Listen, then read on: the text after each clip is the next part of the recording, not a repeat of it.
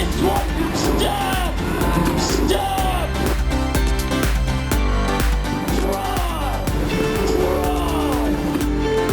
We haven't gone anywhere, boys. Welcome to Saturday's highlights from Henley Royal Regatta. I'm standing on the boating raft. It's the last touch of dry land before the crews go out and race, and that is a tense moment no matter who you are, especially on Saturday because it's semi-final day. We're going to start with an absolute belter. It's in the student coxswains, the Prince Albert. It's Imperial versus Harvard. Now we're getting just under starters orders and we're nearly ready for race 4, quarter-final of the Prince Albert, Imperial College London versus Harvard University A. Go! And once again it's about driving the boats out in this Cox 4 event for students, and I'm expecting to see Imperial College very fast out the block. Both of these boats are selected crews here in this event for the Prince Albert Challenge Cup, which means that they've only done one race previous to this one, whereas many of the other crews have done 2, but they are absolutely neck and neck. So again, we see how 2 different start strategies can equal out to the same effect. Imperial College on the far side, they look pretty clean and strong. They went off slightly slower, going for that length, and they haven't strode down just yet, but you can see that the Americans have started to stride it out a little bit, eking down that rate of striking and trying to get into their race rhythm and really build some boat speed for the length of the course. Looking now, you can just see on the far side the Imperial College boat might have just taken out maybe a foot, and that will give those athletes some energy and some confidence. And you can see, look at the relaxation there. That is fantastic on the stroke man there. This looks like it's shaping up to be a really tight one. They're both into their race rhythm now, and they're peeking across at each other, thinking who's going to blink first. Imperial College, they'll be pleased with their first part of this race. Harvard University, they'll be asking questions of themselves. Are we going to be able to make more boat speeds? How are we going to make the steps? Because we have a rich history in this regatta. They really do. Both of these boats are now striking 34 strokes a minute, so they're stroke for stroke. There is a hard wind that they're having to come into, and that will make the race longer. Yesterday, these guys were racing just under 7 minutes. I expect we'll be racing about 7:10, 7:20 today. You know, it's beginning to hurt for these guys. As they pass that signal, they're saying, this is it. This is the moment we have to go for home. And it's a long way to go for home from a mile. But, you know, if you're down at this point on matched racing, you have to go. And Imperial, they'll know that. They will have seen that. They will have sensed that. And the question is, will they be able to hold their form together and hold this lead? The Imperial College are looking pretty set to take this. Harvard up to 38 strokes a minute. Imperial, they are pain etched on their faces, but they are pressing on and they're coming into the dirty water here, and it really is a matter of concentration. Harvard are throwing everything at it. Look at their rating now. We're up into the 40s and they are giving it everything they do have. Imperial will have to respond, because look at the pain on the Harvard athletes' faces. They're looking over, they're driving it on. They are determined to give a complete race of this. They want that place in the semi-final. Imperial, they're looking as well. They know it's close. They know it's concentrate, boys. It's all about who gets the next straight, because look at it now. We are very, very close, and there's still 10 strokes to go in this race. Harvard, they've been down for most of the course, but this is their sprint. They went early, they went high, they went brave, and they are going to pay the dividends. They are going to be the ones to put their place into that semi-final.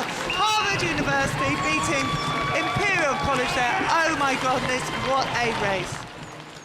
I told you that was a good race, didn't I? Now, yesterday we had really fast conditions, we had some records broken. All that's changed today. A massive headwind, and it's really tough. But even on the Henley course, in the toughest of conditions, mistakes are going to get punished. Just look at how badly this one went. Attention! Go! The athletes, they won't be disturbed by that announcement there. They'll be concentrating in their boat. Chris Laurie has caught a crab there, the very experienced athlete from Sir William Borlase, Youth Olympic Games athlete, single sculler. He's got his blade back, but Glasgow Academy, they have been watching Borlase, and because they've been watching them, them, Tom. Perhaps they've come across. It's all go in this start of this heat of this semi-final of the Forley Challenge Cup. And look at the Sir William Borlase boat. They need to get straight. They are heading for the booms at the moment. So that's one example of the worst possible experience on the start you can have, particularly in a semi-final, particularly against tough opposition. The important thing now is they regain composure, relax. A few calls from the bow, get composure, get into your rhythm. It is nervous moments, as you always have at the start, and then for something like that to happen, the adrenaline, as in your body, surges again, and it'll be interesting. You know, Sir William Borlase, they have done incredibly well to be on terms at the moment. We've got Glasgow Academy leading this semi-final. And looking again, Chris Laurie there in that stroke seat. He has literally just let go of his blade. It's gone over the top of the other blades, and somehow he's grabbed it back, avoided a crab. You can see the look on his face, and he's watching his other crew members so he can get it back. Look at his hand, Tom. It is not on the blade, and look at that. Oh. If he'd been in his single scull, he would have fallen in. But look at him now there. He's got his hand back on. He's up and running, and you can see his face. He's furious. They've done incredibly well to keep in touch at this point. They've done a very good job. This is going to be close. Both crews doing a fantastic job. Glasgow Academy, they're leading, and it's coming into the business end of the race. Starting to look a little bit tired than the Glasgow crew, and having to make that adjustment on the steering. The other interesting thing is they're right over on William Borlase's side, and when you're that close, it feels very intense and almost feels the margin's even closer. And then when you move back over, then the margin gets bigger. You almost feel as though you're losing touch. It's another distraction. They've still got half a length, but they're starting to get a little bit ragged. You see some of the blades, it's a little bit mistimed. William Borlase still look quite relaxed. It's difficult to see how much work they're putting in. So William Borlase, they're up in the high 30s already. They are giving it everything they can do. We've got Glasgow Academy on the left-hand side as we're watching it. They are looking ahead, and they're also in the 40s. You can begin to see their blade work becoming apart a little bit. They're looking at the other crew. William Borlase are moving. They're moving through. I think they've just raised the rate just a couple of pips.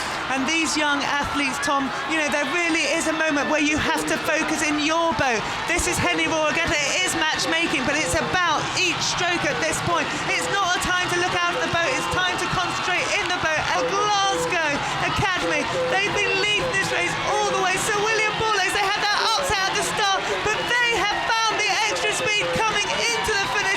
We have Sir William Borlase. Somehow they've got back from that upset start. Oh my goodness, it's a tie, but we'll have to wait for the umpires on that, Tom. Now, the oldest trophy in the Henley cabinet is the Grand Challenge Cup. It's for international eights.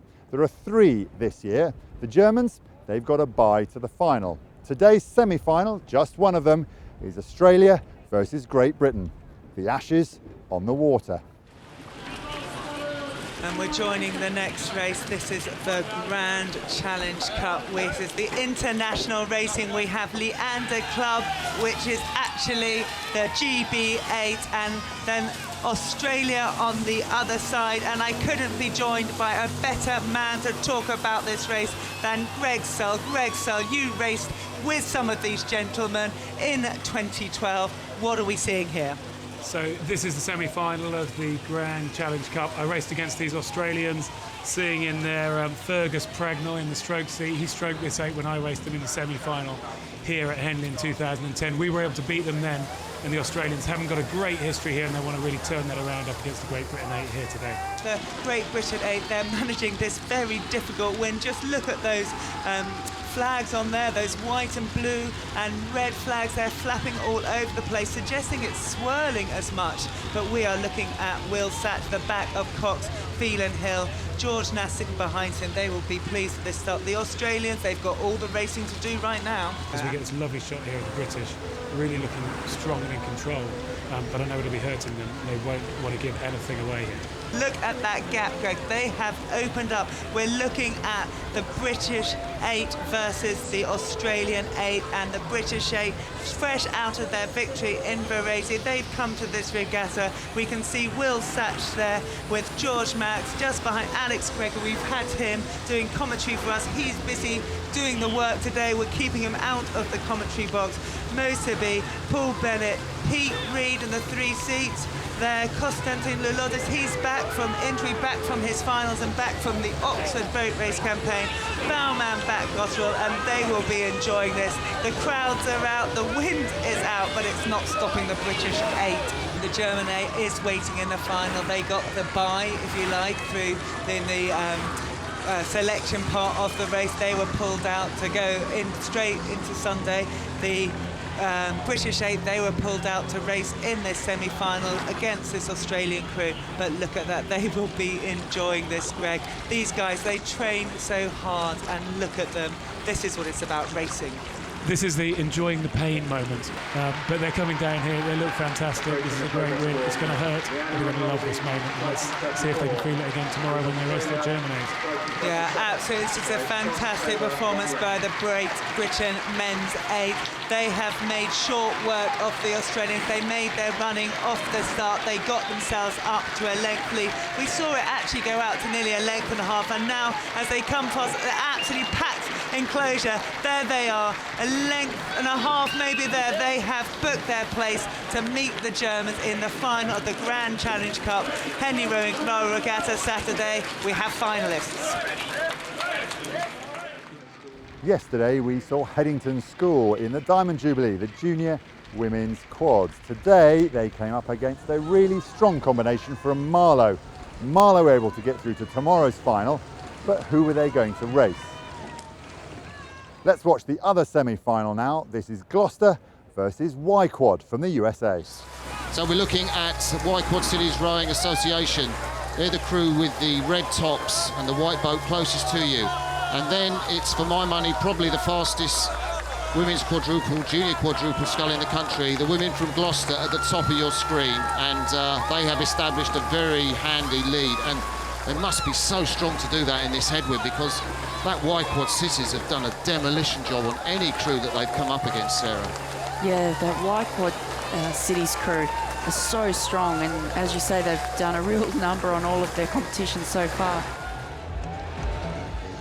So it shows you now how tight and close. We knew that Y-Quad Cities were coming back into the race, and the drone tells us exactly how well they've done. That's an amazing step that we just saw from Y-Quad Cities. That must have been a real tactical move that they had at that point in the race, because their rate is up, their power is up, and they're starting to try and open up a lead over Gloucester now.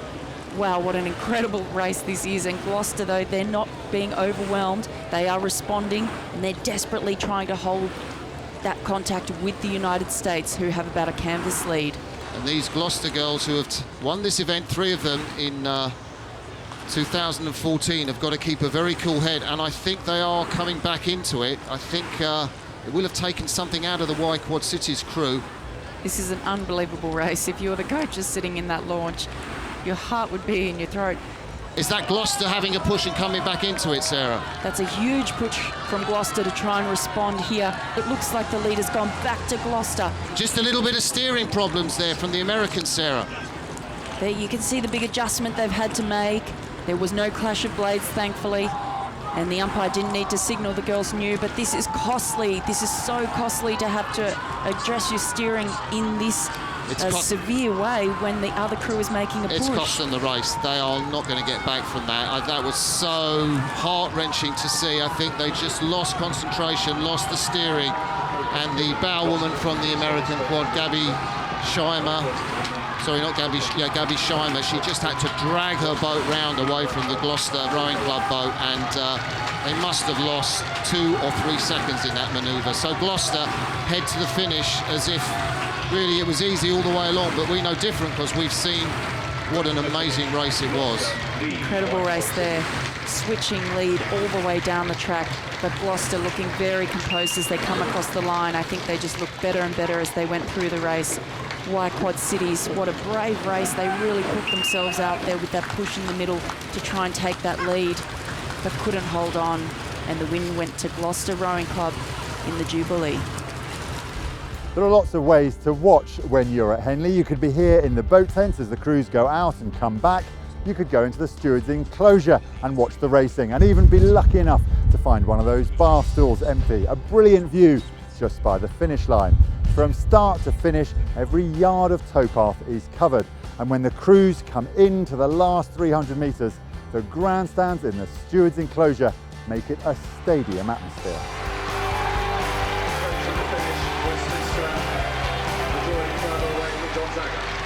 The ladies' plate at Henley, slightly counterintuitively, is not for women. It's the intermediate eights and it's for men.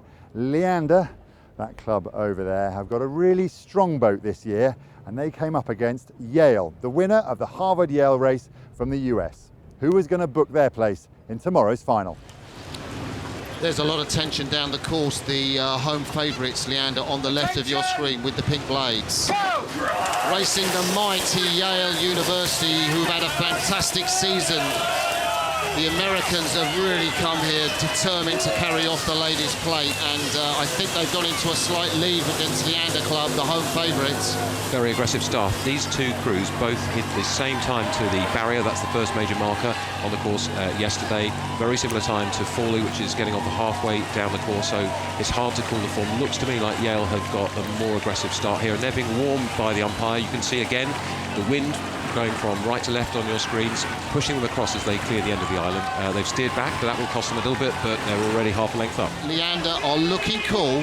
They're looking good. This race is by no means over, Matt. The question for the Leander guys is, are they able to stay in touch and efficient? And the question is, have Yale done far too much, far too early? They have a one-length lead over the home crew, Leander Club, the best 8 men from Leander Club in the pink blades. And this is starting to look a little ominous, Matt.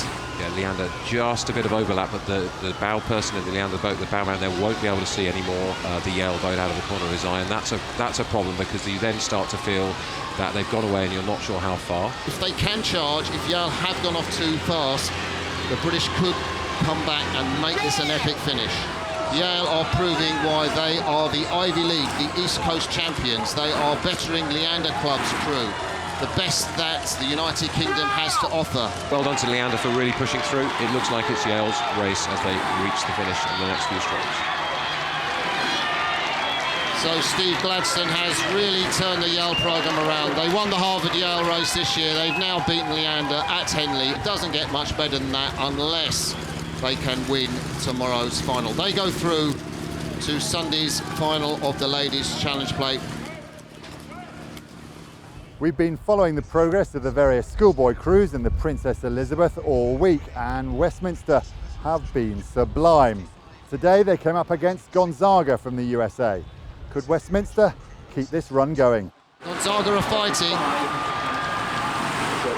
I think Westminster look a little bit cooler, a little bit calmer. I think their rate's a little bit lower, I'd say, than the crew from Gonzaga, who have just taken it up. That stroke rate has amounted to them clawing back to about a canvas down now, so a really exciting finish from both crews, but it will be Westminster that look to be securing their place in the final tomorrow, Martin. So the final few strokes of the second semi-final of the Princess Elizabeth Challenge Cup. Westminster, coached by Billy Mason, will come up to take the result ahead of the Gonzaga High School from Washington, D.C. Well rowed, Gonzaga, fantastic for you, but for Westminster, they will face St Paul's School in tomorrow's final. What a great race. Westminster victorious over Gonzaga. Being an umpire at Henley is such a privilege. You get to go out in a beautiful launch to follow the race. You're dressed in your finery. You're as close to the action as you can possibly get. But at some points, you get asked to make a decision. This is the semi-final of the visitors, and Boris Rankov takes charge. Cal Barkley up into the centre, and I think that's a handy lead that they will have over Newcastle. As the ice is the umpire, I think that's Boris Rankov, warns a big yank on the rudder there. Oh, yes, he's told the crews to go around and to head back to the start. Now, terrible steering, frankly, of the Cal Barkley crew. So he has told them there will be no further roll call, so it'll be, are you ready, go. A much straighter course from the Cal Barkley crew.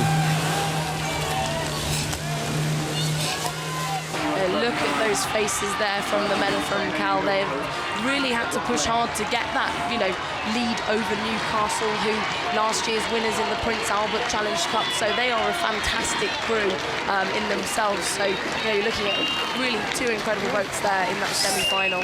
So it's Cal Barkley who crossed the line. Newcastle University came back quite at the finish, and a breath of relief from Morgan Helen, the stroke man of the Cal crew. Now, when you're at Henley, it's pretty common, to be honest, to run into Olympic gold medalists. They're two a penny. At least they are from rowing. It's not often that we find one from cycling. Victoria Pendleton, welcome to Henley. Thank you for having me. How was your day?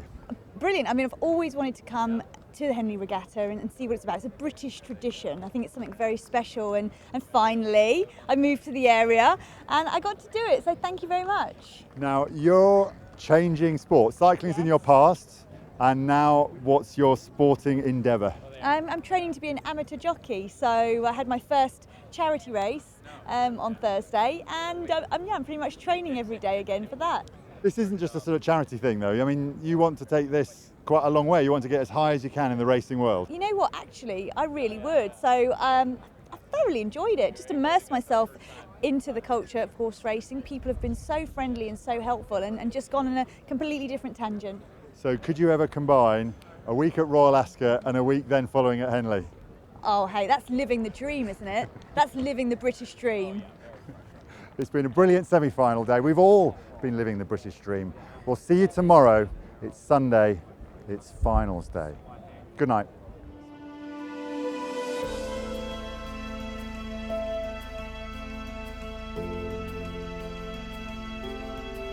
Sit off at the finish, boys. In 2. Keep the placement. They stand. Fight stand.